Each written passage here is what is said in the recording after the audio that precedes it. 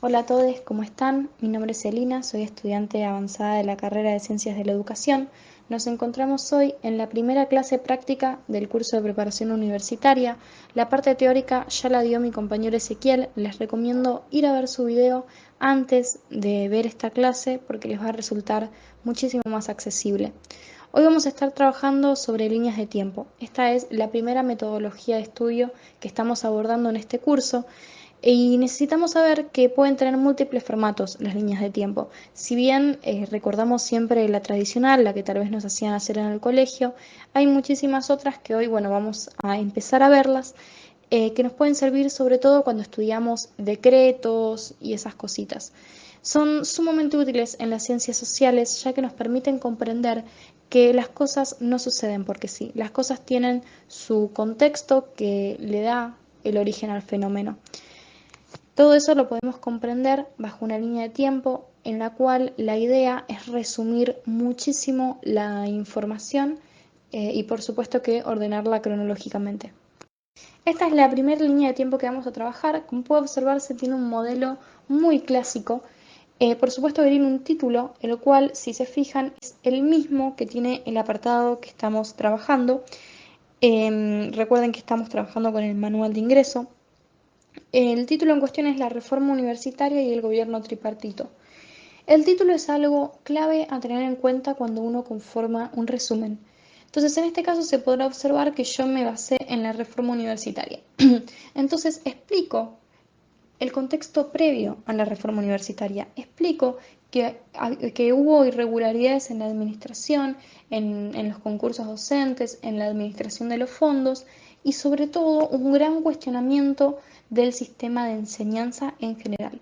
Como puede observarse, yo cuando lo explico a la línea de tiempo, le agrego pequeñas palabras que para mí no fueron necesarias escribir per se en mi resumen, pero que sí es importante de conocer. Entonces el resumen tiene que actuar como esta guía memoria que cuando yo lo vaya relatando, me lo vaya contando a mí misma o a otra persona, entonces me va recordando de esos pequeños detalles.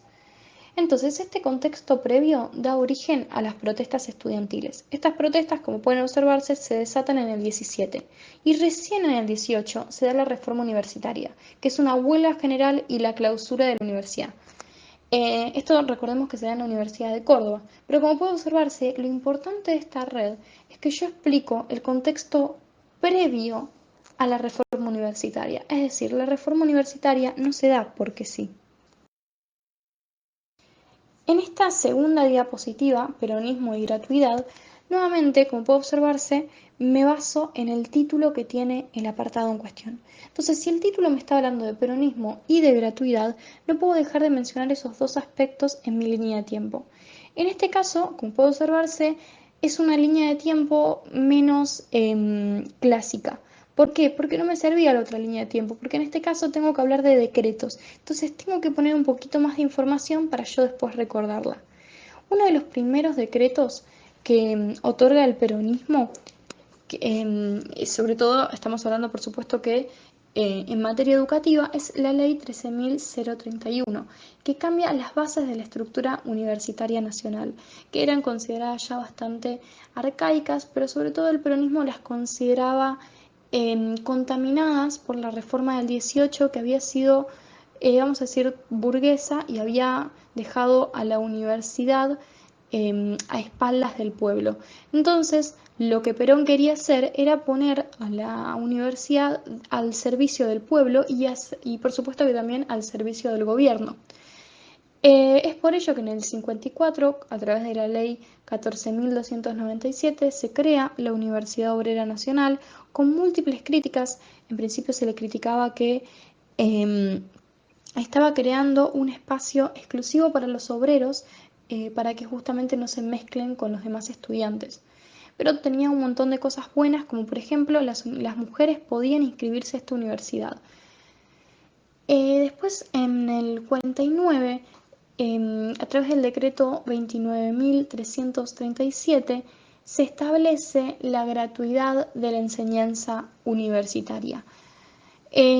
Antes la universidad contaba con aranceles, en muchos casos para la inscripción y en otros casos para dar los exámenes, y Perón directamente anula estos aranceles, haciendo por primera vez la universidad gratuita. Como puede observarse, en el cuarto ítem, por decirlo de un modo, no puse el año. ¿Por qué no puse el año? Porque muchas veces no nos interesa tanto el año, sino más bien lo que se hace, ¿no? Es en el caso de, por ejemplo, en la anterior diapositiva que yo puse el contexto previo. No importa exactamente desde qué época hasta qué otra época se estaba dando, sino recordar que ese es el contexto previo. Y en este caso tenemos que recordar que se establece un sistema de becas para familias obreras, pero se hace obligatoria la asistencia a las clases, por supuesto que universitarias, estamos hablando en relación a la universidad. En este caso, el libro con el que estamos trabajando no contaba con la fecha de este hito. Esto es algo fundamental cuando estamos haciendo un resumen. Tenemos que tener en cuenta que el resumen lo estamos haciendo en base al texto que nos fue dado. Entonces, si nos vamos a salir un poco del texto, tal vez por curiosidad propia de, voy a ver en qué año, bajo qué decreto se establece esto, es una cuestión personal. Y si tenemos muchísima información, a veces es mejor quedarnos simplemente con lo que nos está diciendo el texto. Y por último, algo que quiero destacar en esta línea de tiempo es la flecha que está en la parte inferior, que dice de 50.000 estudiantes a 140.000 estudiantes. Nuevamente nos encontramos con que no importa si, por ejemplo, en el 47 ingresaron 27.000 estudiantes, mientras que en el 54 ingresaron, no sé, 10.000 estudiantes.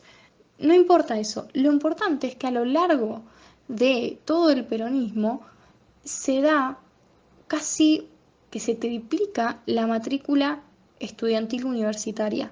Eso es un claro ejemplo de un proceso que al momento de querer plasmarlo en una línea de tiempo se nos puede hacer bastante complicado. Entonces, esta manera es una manera muy simple de solucionarlo. Finalmente nos encontramos con el último apartado donde se titula La universidad tras el golpe del 55.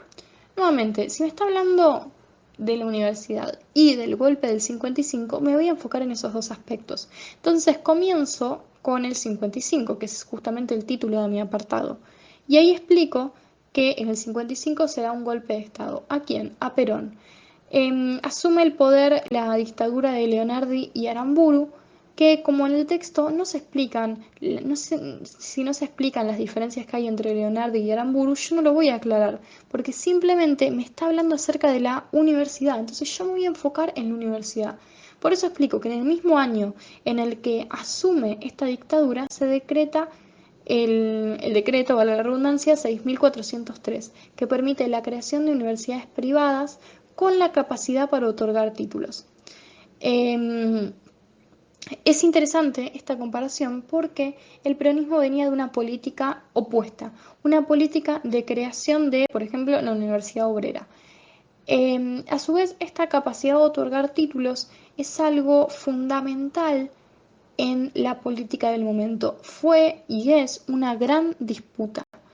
Por eso es que se aclara.